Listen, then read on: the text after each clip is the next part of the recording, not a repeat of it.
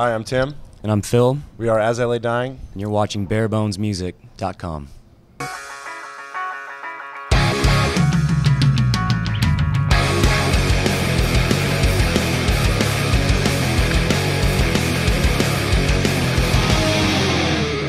Evil G, barebonesmusic.com. I'm here with Tim and Phil from As I Lay Dying. Guys, thanks for sitting down with us, taking the time. And you guys are busy. Yeah. You guys are on a unique tour, I guess, for you guys. You usually tour bigger venues, but talk about this tour a little bit and why you decided to go to smaller places. Most bands kind of skip over, I guess, what they consider smaller cities. And when our band first got started, I was the booking agent. We'd always kind of book these shows kind of wherever we could get them, and a lot of the smaller cities were actually the ones that supported us at first. And so we've always gone out of our way in every album cycle to come back and play the places that other bands usually skip over, and we feel like we have a lot of diehard fans in those places because of that. What are you incorporating into your set now from the Powerless Rise? I mean, we're just kind of the, I guess, songs you would more so expect from us to hear from the new album. So got a lot parallels. We got we try to do the songs for the videos and stuff, but we try to keep our set as dynamic as possible. Certain songs with lots of vocals, certain songs with more thrashier elements. Right. It's just so you're not hearing the same song the whole time. So definitely a lot of good ones from the new album that we enjoy playing. So talk a little bit about the meanings behind your songs. I know you're very passionate about your lyrics. How do you incorporate your themes with your music? There is some stereotypical darker imagery that has to make its way in there in order to fit the the aggressiveness of the music and everything. And so if I'm trying to describe something that's beautiful, it's kind of hard to do that in metal terms. You know what I mean? So it is somewhat limiting, but at the same point, I think that there's a sense of poetry to the way that I try to write lyrics, but especially on the newest album, I try to have it still be direct enough that if somebody wants to know what the lyrics are about, they can really sit down and get the deeper meaning. Some bands, they go out of their way to be so poetic that it's like, I have no idea what this guy's even talking about. So and as far as the meaning of the songs, each one has its own story. Right. It's like Anodyne Sea being a good example from the video. I think that the video helps explain that song, and that that song is about standing up for what you believe in regardless of the consequence. And no, granted, originally when I wrote the song, I wasn't thinking the consequence was being shot, Right. But I think videos have to take that art to the further extreme to make that point even more vividly. So I think the video did a great job explaining the lyrics for that song. A lot of the other songs on the Powerless Rise are kind of tied together in that it has the powerless theme to it about the people in society that have been forgotten. Just the way that we choose to live our lives, or even most specifically the way that I choose to live my life, and how I realize it's hurt people in the past, and how to not be an oppressor, but to actually help the powerless, those in poverty or whatever the situation might be. You guys do a really good job, especially on your tours, that there are some bands that will tour strictly with just a certain type of band because of beliefs or whatever. But you guys tour with Suicide Silence, and you're on Metal Blade, which has a ton of extreme bands. How do you guys manage to do that, kind of balance that? Well, I feel like Phil could really speak to this even more than me, but it's not like we sit down and we write a riff and think oh, this is the divinely inspired holy riff or something. Exactly. I mean, the bands that we all grew up listening to, we liked the creative side of the music process, and then when it comes to being on tour, as far as me as a lyricist or whatever point that it is that I'm trying to make, I expect and would hope that those bands, as different from us as they are, might be open-minded enough to hear what we have to say. So at the same point, we're going to tour with bands that have something different to say than what we have to say, because we kind of expect that same exchange.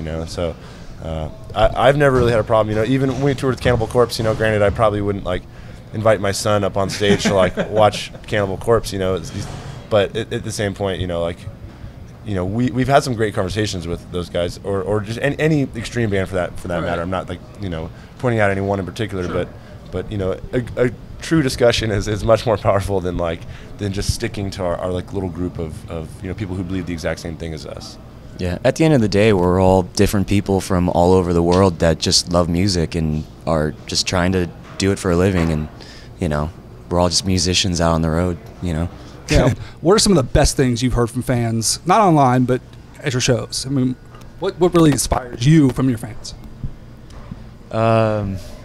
If you know one right off the bat. I mean, it's always cool for fans to say, like, you know, we got them through a hard time, like, you know, tough time in their life, whether it's a relationship or an accident or something going on, you know, and it turns their life around, and, you know, they're just stoked on it, and, you know, that makes us, you know, super appreciative that they would tell us that, you know, because it really keeps us, you know, in a time we might be burnt out on the road or something. To hear something like that's very, like, uplifting for us, for sure. Yeah, well, on the instrumental side, there's a lot of guys, you know, that I've heard come up to Phil, or even to me, not being a guitar player, and just say, hey, you know, I learned to play like almost all your songs on guitar. You know, that's like how I learned to play guitar or something. And that's pretty cool. I mean, to think that you know, a riff that Phil writes is shaping the creative, you know, future for somebody else out there. Yeah, or they just, you know, we're their first heavy metal band they've ever gotten into, you know, that, like, some kids will tell us that's heavy. like, wow. You can start a little milder before you go into the heavier stuff. You have so many more metal bands, you know, that you know, ahead of you, because it's just cool when you're first getting into heavy music, and then you just realize there's so many different sounds from all over that you get into. Do you see the videos online where people do covers, guitar covers, vocal covers? Yeah. What do you think about those? I mean, a lot of them are just funny. Like, I have nothing to say other than that, you know, I'll watch them and I can't help, you know, I'm not mocking the person, but they're funny. But there are actually a lot of really, really talented people out there that cover our songs or other songs for that matter, you know. And I think that in the future, I don't know if this is like this moment exactly, but like a lot of bands, like when it comes time to find a new guitar player, you know, like, I mean, there's already been, you know, bands we know that, you know, that have like YouTube drummer tryouts and things like that, you know, but that you can almost put together a super group of going online and looking for people that cover difficult songs, you know. No, it's cool just for there to be a community, a forum of musicians that can, you know, talk about certain riffs and stuff, because back in the day, you know, you didn't have that really. You just had your friends, and, you know, you jammed out in your friend's garage. Right. So now there's kids throughout the world that just sharing information about songs that they love. Have you seen somebody playing a song that sounds like it, but it's completely off base? I was just gonna say, like, I'd say at least 90% of the songs, the cover songs of ours online, there's like a note wrong or something, you know, something. But I mean, a lot of them are pretty close. You're very particular about your squeals. Do people pull that off very well? It's probably better than me. Do you, now that you've toured those bigger venues and played the bigger festivals, do you still get intimidated walking out in front of Download or Sonosphere? I do, yeah. With the size of the crowd? Yeah, for sure. It's pretty intimidating sometimes. I get the most intimidated when there's like a huge barricade and the connection between like the stage and the front row is just, because it's, you know, even if there's 1,000 people crammed up against the front barricade and they're all really stoked, like, I don't necessarily know or sense that, and so I feel like we're playing to a giant crowd that hates us if the barricade is really big, you know. And those big festivals, a lot of times you're playing in the daytime, so it's very just, you're right, you know, there's nowhere to hide, and, you know, fully visible, I guess. What are you doing to keep busy now on tour? Do we have any new like prank games? I mean, we have our crew. We bring out a pretty good and pretty funny crew, and so they usually just keep us entertained most of the time. It's definitely helpful for us being on the road so much, having just some of the funniest guys, some of our like really good friends from back home out with us. So. No big bonfires, anything like that in the parking lot anymore? No. Although speaking of how awesome our crew is, that our tour manager actually told us a story that he hasn't done to us, you know, thankfully, but for, I won't say which band it is, but for another band he worked for, they were messing with him a lot on the tour, and so I don't know if it was the last day or what, but on their set list, like the 4th song on their set list, he put a different song on each individual person's set list. So when that song kicked in, it was just pure chaos. And so he basically told us that story very early. If like, you know, if we mess with him too much, he's going to get us back much worse. So yeah, that's pretty brutal. Yeah, song on your set list.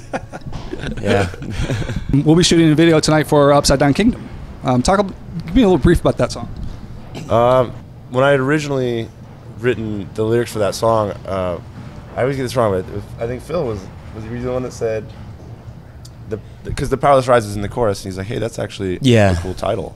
Yeah. And I think I had called the song something else. I definitely had given it a different title at the time, and so it was kind of like that was the first, that was the first idea for an album title. I think it's the first one and the one that stuck. So yeah, that song definitely has a bit, I don't know, more of a connection with just the overall theme of the record. Tim, Phil, thanks for joining me. Thanks for taking your time out. Guys, pick up Powerless Rise now and check out their video for Anodyne Sea and watch our video for Anodyne Kingdom coming soon.